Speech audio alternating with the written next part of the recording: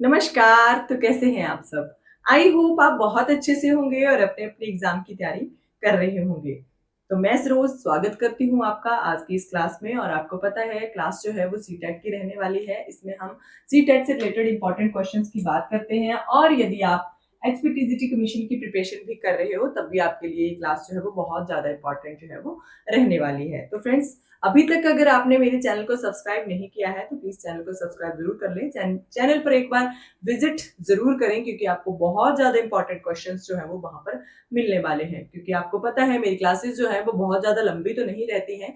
इसमें जैसे 15 या 20 ही क्वेश्चन रहते हैं लेकिन उनको पूरी तरह से डिफाइन किया जाता है और उसमें से जितने भी क्वेश्चन निकलते हैं उनको मिला करके बहुत सारे क्वेश्चन जो है वो एक क्लास में बन जाते हैं। तो फ्रेंड्स क्लास को एंड तक ज़रूर देखना है, अपने फ्रेंड्स के साथ भी क्लास को शेयर करना है। क्लास बहुत ज़्यादा लंबी तो नहीं होती है इसलिए क्लास को आपने ज़रूर एंड तक देख के जाना है और साथ में अपने फ्रेंड्स के साथ इस क्लास को जरूर शेयर करना है। अगर आपने अभी तक चैनल को सब्सक्राइब नहीं किया है तो प्लीज़ चैनल को भी ज़रूर सब्सक्राइब कर लें। मेरी वीडियोस को या क्लासेस को ज़रूर लाइक करें, मुझे कमेंट करके ज़रूर बताएं कि आपको मेरी क्लासेस जो है वो कैसी लगती हैं। तो चलिए फ्रेंड्स बिना टाइम गवाए शुरू करते हैं हम आज की क्लास। तो आज की क्लास में आपको पता है हम लाते हैं आपके लिए एसएसटी और प्लस जीके। ठीक है, एसएसटी के रिलेटेड क्वेश्चंस रहते हैं लेकिन साथ में कुछ जीके के क्वेश्चंस भी रहते हैं, कुछ करंट अफेयर के क्वेश्चन भी रहते हैं। तो चलिए बात करते हैं हम आज की क्लासेस की। आज की क्लास जो है उसमें फर्स्ट क्वेश्चन जो है वो पूछा गया है कि भारत का ऐसा कौन सा राज्य है जिसे मसालों का बागान कहते हैं। ठीक है, तो मसालों का बागान जो है ऐसा कौन सा राज्य है जिसको कहा जाता है द किंग ऑफ स्पाइसेस। ठीक है, द किंग ऑफ स्पाइसेस भी कहते हैं इसको, मसालों का बागान कहते हैं इसको, इस राज्य को। तो भारत का ऐसा कौन सा राज्य है जिसको कि मसालों का बागान जो है वो कहा जाता है। तो ये जो राज्य है इसका नाम है केरल। ठीक है, केरल राज्य है। केरल से रिलेटेड और भी बहुत सारे क्वेश्चन पूछे जाते हैं जैसे कि केरल में कौन सा त्योहार जो है वो मनाया जाता है। तो केरल का त्योहार आपको पता है ओणम जो है वो केरल में धूमधाम से मनाया जाता है और ओणम से रिलेटेड मैं फैक्ट आपको पहले भी बता चुकी हूँ कि ओणम जो है एक 10-12 दिनों तक चलने वाला एक त्योहार है जिसमें कि जो स्त्रियां हैं वो घरों को फूलों और पत्तियों के साथ सजाती हैं और जो पुरुष हैं उनके लिए नौका प्रतियोगिताएं करवाई जाती हैं। उनकी जो नौकाएं होती हैं वो सर्प की भांति लंबी लंबी होती हैं और उनके लिए ये वो प्रतियोगिताएं आयोजित की जाती हैं। महिलाएं जो हैं वो घर पर रहकर घरों को सजाती हैं और ये 10-12 दिन तक चलने वाला त्योहार है। ठीक है, तो ये आपने जरूर याद रखना है। इस दिन के इस त्योहार से रिलेटेड एक मान्यता है कि इस दिन जो राजा बलि थे जिनको बामन रूप में जो भगवान विष्णु थे उन्होंने पूरी उनसे 3 पग भूमि मांगी थी। तो जो ब्राह्मण सॉरी बलि राजा थे वो अपनी प्रजा से मिलने 10 दिनों के लिए धरती पर आते हैं। ठीक है, तो ये इंपॉर्टेंट है। केरल से रिलेटेड फैक्ट मैंने आपको बता दिया और केरल जो है उसको मसालों का बागान कहते हैं। ठीक है, मसालों का बागान आपने याद रखना है, केरल को कहते हैं। चलिए बात करते हैं नेक्स्ट क्वेश्चन की। यहाँ पर पूछा गया है कि भारत का सर्वोच्च न्यायालय, ठीक है, सुप्रीम कोर्ट जो है वो कहाँ पर स्थित है। तो सर्वोच्च न्यायालय जो है ये नई दिल्ली में स्थित है। ठीक है, भारत का जो सर्वोच्च न्यायालय है ये नई दिल्ली में है। ठीक है, ये आपने याद रखना है, नई दिल्ली में है ये सर्वोच्च न्यायालय। ठीक है, बात करते हैं नेक्स्ट क्वेश्चन की। तो मौर्य साम्राज्य की संस्थापक कौन थे। तो मौर्य साम्राज्य के जो संस्थापक थे वो चंद्रगुप्त मौर्य थे। ठीक है, चंद्रगुप्त मौर्य जो थे ये संस्थापक थे और चंद्रगुप्त मौर्य के अगर गुरु की बात की जाती है तो वो थे विष्णुगुप्त। विष्णुगुप्त या जिनको विष्णुगुप्त कहा जाता है, कौटिल्य कहा जाता है, जो ये चाणक्य कहा जाता है, ये जो थे ये चंद्रगुप्त मौर्य के गुरु थे। ठीक है, तो ये अभी आपने याद रखना है, विष्णुगुप्त या फिर कौटिल्य या फिर उनका ही नाम था चाणक्य। ठीक है, ये 3 नाम थे उनके, ये 2 आपने याद रख ही लेने हैं। ठीक है, चलिए बात करते हैं नेक्स्ट क्वेश्चन की। नेक्स्ट क्वेश्चन में पूछा गया है हिस्ट्री से रिलेटेड ये क्वेश्चन है कि अकबर के 9 रत्नों में से सबसे प्रसिद्ध कौन था। सबसे पहले तो हमें क्वेश्चन से ही एक क्वेश्चन पता चल गया कि अकबर के कितने रत्न थे, ऐसा भी आपसे क्वेश्चन पूछा जा सकता है। तो अकबर के 9 रत्न थे। ठीक है, जो अकबर थे उन्होंने अपने मंत्रिमंडल में से 9 ऐसे राजाओं को चुना था जिनको वो सबसे बुद्धिमान और शक्तिशाली मानते थे। ठीक है, तो उन्होंने जो अपने 9 रत्न चुने थे वो मंत्री थे, बहुत 9 मंत्री थे। उनमें से सबसे बुद्धिमान जो मंत्री था या सबसे उनका जो प्रसिद्ध था वो था बीरबल।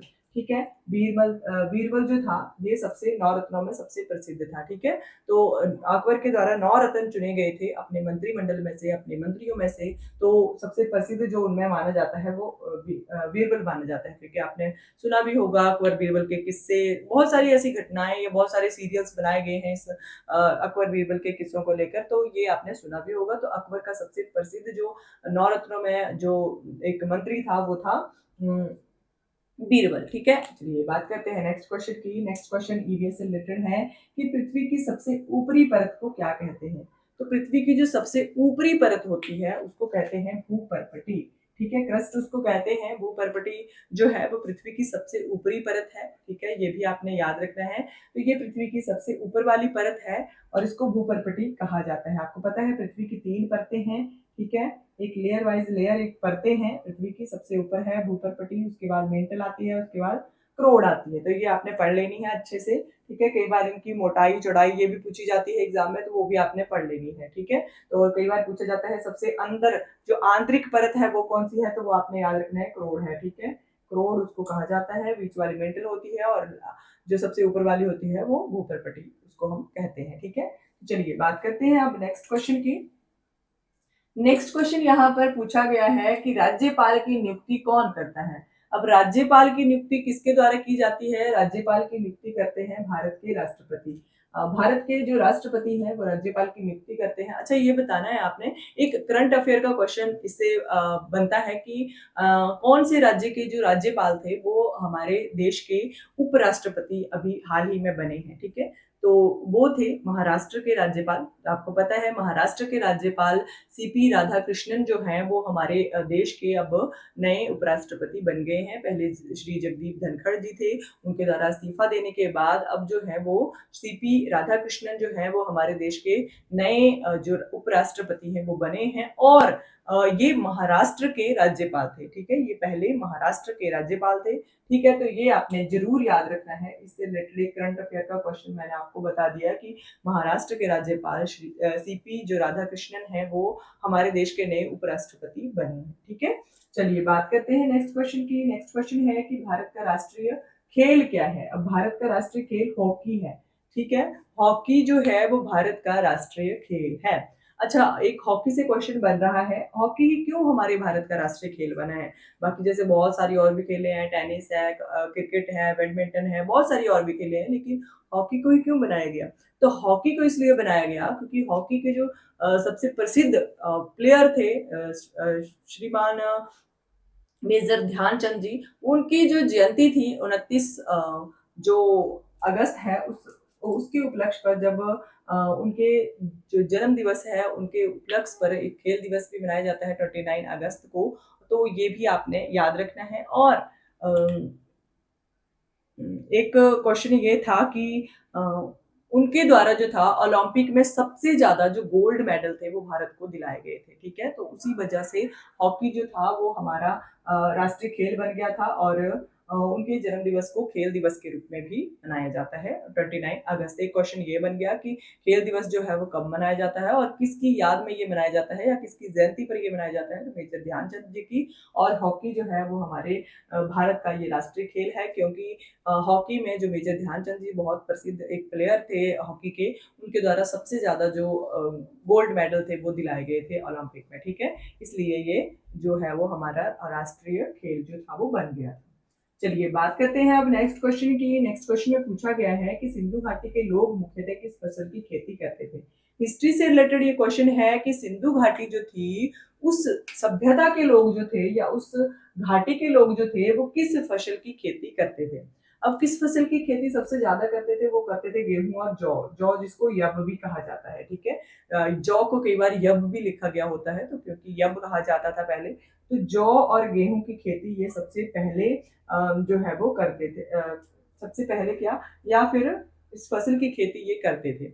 और एक क्वेश्चन ये आता है कि सिंधु घाटी के जो लोग थे वो किस फसल से अपरिचित थे। मतलब ऐसी कौन सी चीज थी जिससे वो अपरिचित थे। तो ये अपरिचित थे कपास की खेती से, ठीक है। इनको कपास की खेती करने का पता नहीं था, ये अपरिचित थे, ठीक है। और गेहूं और जौ की ये खेती सबसे ज्यादा करते थे या सबसे अधिक करते थे, ठीक है।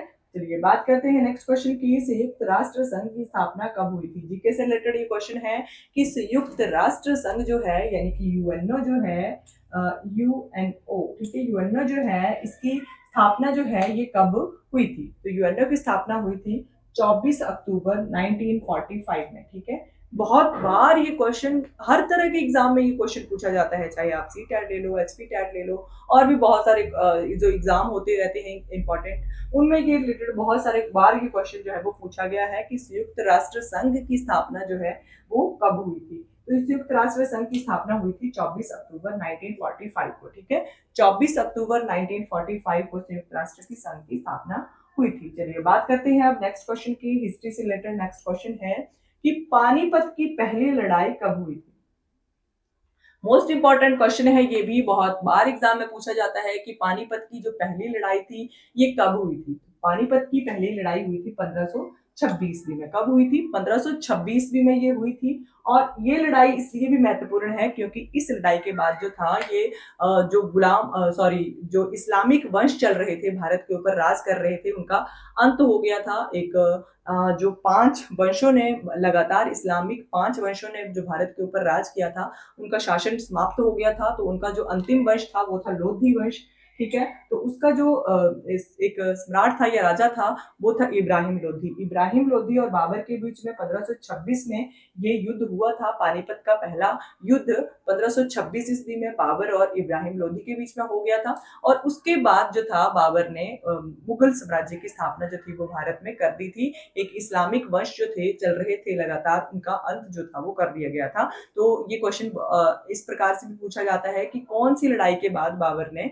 भारत में मुगल साम्राज्य की स्थापना की थी? सबसे पहले तो एक क्वेश्चन ये बन गया कि किसने जो है वो मुगल साम्राज्य की स्थापना की थी? तो आपको पता होना चाहिए कि बाबर ने की थी। और बाबर ने कब की थी? तो बाबर ने इब्राहिम लोदी को हराने के बाद यानी कि 1526 में जो पानीपत की लड़ाई हुई थी उसमें हराने के बाद मुगल साम्राज्य की स्थापना भारत में की थी, ठीक है। तो इब्राहिम लोधी और बाबर के बीच में 1526 में ये लड़ाई हुई थी, ये आपने जरूर याद रखना है, बहुत मोस्ट इंपॉर्टेंट क्वेश्चन है। पानीपत की कितनी लड़ाइयां हुई हैं ये भी क्वेश्चन पूछा जाता है, तो पानीपत की 3 लड़ाइयां हुई हैं, ठीक है, ये भी आपने याद रखना है।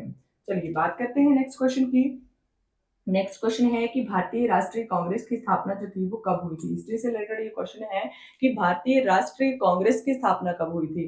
तो एक आपको पता है जो एक भारत जो था वो अंग्रेजों का गुलाम था, ठीक है। तो अंग्रेजों का गुलाम था जब 1857 में जो ये क्रांति भड़की थी, स्वतंत्रता के लिए पहली लड़ाई लड़ी गई थी 1857 में।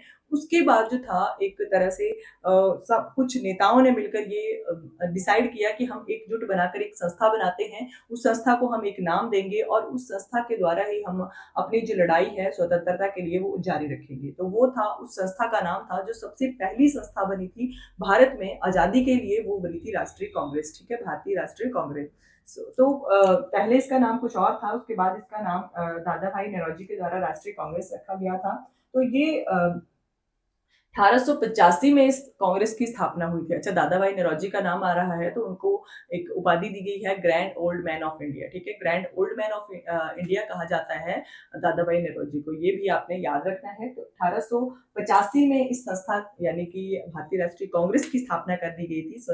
आज़ादी के लिए सबका एक ही मिशन था कि हमने सिर्फ आज़ादी प्राप्त करनी है, इन अंग्रेजों को यहाँ से भारत से भगाना है। कुछ लोग जो थे उस कांग्रेस में, उनका जो मानना था कि जो अंग्रेज हैं वो हमें आसानी से या फिर हमें इजीली जो है वो हमें आज़ादी नहीं देंगे, एक शांतिपूर्ण तरीके से ये हमें आज़ादी नहीं देंगे। तो और कुछ लोग जो थे ये मानते थे कि हमें शांतिपूर्ण तरीके से ही आज़ादी लेनी है। तो ठीक है, ये भी मैं बात आपको पिछली क्लासेस में बता चुकी हूँ। चलिए अभी फिलहाल क्वेश्चन की बात करते हैं। 1885 में भारतीय राष्ट्रीय कांग्रेस की स्थापना आपने याद रखनी है। चलिए बात करते हैं अब नेक्स्ट क्वेश्चन की। नेक्स्ट क्वेश्चन जो है ये पूछा गया है कि अजंता की गुफाएं जो हैं ये किसके लिए सबसे फेमस हैं? ठीक है, अजंता की गुफाओं का नाम आपको पता है बहुत बार लिया जाता है और बहुत बार एग्जाम में भी ये पूछा जाता है। तो ये पूछा गया है कि अजंता की गुफाएं जो हैं ये किसके लिए प्रसिद्ध हैं? तो अजंता की गुफाएं बौद्ध धर्म की चित्रकला और मूर्ति कला के लिए प्रसिद्ध है। ठीक है, बौद्ध धर्म की चित्रकला और मूर्ति कला के लिए ये प्रसिद्ध मानी जाती हैं। ठीक है, अजंता की गुफाएं आपने याद रखना है। नेक्स्ट क्वेश्चन है कि भारत का सबसे बड़ा जो मरुस्थल है ये कौन सा है? तो भारत का सबसे बड़ा जो मरुस्थल है वो है थार मरुस्थल, जो कि राजस्थान में पड़ता है। ठीक है, थार मरुस्थल जो कि राजस्थान में है, ये भारत का सबसे बड़ा मरुस्थल है। ठीक है, चलिए बात करते हैं नेक्स्ट क्वेश्चन की कि राष्ट्रपति अपना जो त्याग पत्र है ये किसको देते हैं? तो राष्ट्रपति ने अगर अपना त्याग पत्र देना होगा तो वो उपराष्ट्रपति को देंगे। ठीक है, उपराष्ट्रपति को अपना त्याग पत्र देंगे। आपको पता है, करंट अफेयर की बात करते हैं अब, कि श्री जगदीप धनखड़ जो थे उन्होंने अभी फिलहाल में अपना इस्तीफा दिया था।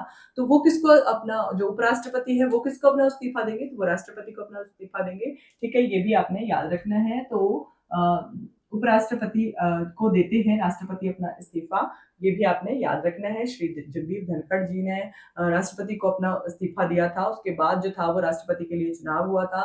महाराष्ट्र के जो राज्यपाल थे सीपी राधाकृष्णन, उनको अब भारत के नए उपराष्ट्रपति के रूप में चुना गया है। ये भी आपने याद रखना है। बात करते हैं नेक्स्ट क्वेश्चन की कि लोकसभा का जो कार्यकाल होता है ये कितने वर्षों के लिए होता है? तो लोकसभा का कार्यकाल 5 वर्षों के लिए होता है। ठीक है, 5 वर्षों के लिए लोकसभा का कार्यकाल जो है वो होता है। लोकसभा को निम्न सदन जो है वो भी कहा जाता है। ठीक है, लोकसभा और राज्यसभा आपको पता है 2 सदन होते हैं, तो लोकसभा को निम्न सदन कहा जाता है और इसका जो कार्यकाल रहता है, इसके सदस्यों का जो कार्यकाल रहता है वो 5 वर्ष के लिए होता है। ठीक है, तो चलिए बात करते हैं नेक्स्ट क्वेश्चन की। नेक्स्ट क्वेश्चन हिस्ट्री से रिलेटेड है और मोस्ट इंपॉर्टेंट ये क्वेश्चन रहने वाला है। इसमें पूछा गया है कि जय जवान जय किसान का नारा जो है ये किसके द्वारा दिया गया था? तो जय जवान जय किसान का नारा जो है लाल बहादुर शास्त्री जी के द्वारा दिया गया था। लाल बहादुर शास्त्री जी जिनके द्वारा जय जवान जय किसान का नारा दिया गया था। तो इनका भी एक बार एक एग्जाम में इनकी भी बर्थ डेट पूछी गई थी। तो जिस बर्थ डेट को महात्मा गांधी जी का बर्थ डेट होता है उसी, यानी कि 2 अक्टूबर वाले दिन, तो इनका भी जन्म दिवस जो है 2 अक्टूबर वाले दिन ही होता है और इनके द्वारा जय जवान जय किसान का नारा दिया गया है। अच्छा, एक क्वेश्चन था कि करो या मरो का नारा किसके द्वारा दिया गया है? तो करो या मरो का नारा जो है ये दिया गया है महात्मा गांधी जी के द्वारा। जो एक भारत छोड़ो आंदोलन था 1942 में, उसके दौरान ये करो या मरो का नारा दिया गया था महात्मा गांधी जी के द्वारा। अच्छा, एक इंकलाब जिंदाबाद ये नारा था, तो ये हजरत मोहानी के द्वारा जो था वो ये नारा दिया गया था। बाद में इसको भगत सिंह के द्वारा फेमस बनाया गया था। एक नारा ये था कि तुम मुझे खून दो मैं तुम्हें आजादी दूंगा, तो ये नारा जो था ये दिया गया था सुभाष चंद्र बोस जी के द्वारा। एक नारा था कि स्वराज्य मेरा जन्म सिद्ध अधिकार है, तो ये नारा जो था ये दिया गया था बाल गंगाधर तिलक जी के द्वारा। ठीक है, तो ये इंपॉर्टेंट है, मोस्ट इंपॉर्टेंट ये क्वेश्चंस हैं, ये आपने पढ़ लेने हैं। ये सभी स्लोगन्स जो हैं ये आपने पढ़ लेने हैं, कौन सा स्लोगन किसके द्वारा दिया गया है। चलिए बात करते हैं अब नेक्स्ट क्वेश्चन की कि भूकंप जो है उसको किस इकाई के साथ जो है वो मापा जाता है? तो भूकंप को मापने के लिए रिक्टर पैमाना जो है वो यूज किया जाता है। कौन सा पैमाना? रिक्टर पैमाना जो है वो यूज किया जाता है भूकंप को मापने के लिए। नेक्स्ट क्वेश्चन है कि ओलंपिक खेतों का खेलों का जो आयोजन है ये कितने वर्षों के बाद होता है? तो जो ओलंपिक खेले हैं ये हर 4 वर्ष के बाद आयोजित की जाती हैं। ठीक है, हर 4 वर्ष के बाद ये खेले जो है वो आयोजित की जाती हैं, ओलंपिक खेले। तो ये भी इंपॉर्टेंट क्वेश्चन है, एक तरह से जीके का क्वेश्चन है। तो ये सभी क्वेश्चन आई होप आपको बहुत अच्छे लगे होंगे और इम्पॉर्टेंट भी हैं ये क्वेश्चन। आई होप आपको एग्जाम के पॉइंट ऑफ व्यू से ये सभी क्वेश्चन जो है वो इम्पॉर्टेंट लगेंगे, आपके लिए बेनिफिशियल ये क्वेश्चन रहने वाले हैं। प्लीज़ चैनल को जरूर सब्सक्राइब कर लें अगर अभी तक आपने नहीं किया है, और क्लास को एंड तक देखने के लिए आपका बहुत बहुत धन्यवाद। ठीक है, तो चलिए आज की क्लास के लिए बस इतना ही, क्लास को यहीं पर समाप्त करते हैं। लेकिन मैं आशा करती हूँ कि आप मेरे चैनल को जरूर सब्सक्राइब करेंगे, मेरी क्लासेस को लाइक करेंगे, शेयर करेंगे और कमेंट करके मुझे बताना नहीं भूलेंगे कि आपको मेरी क्लासेस जो है वो कैसी लगती हैं। तो चलिए friends, bye bye, thank you.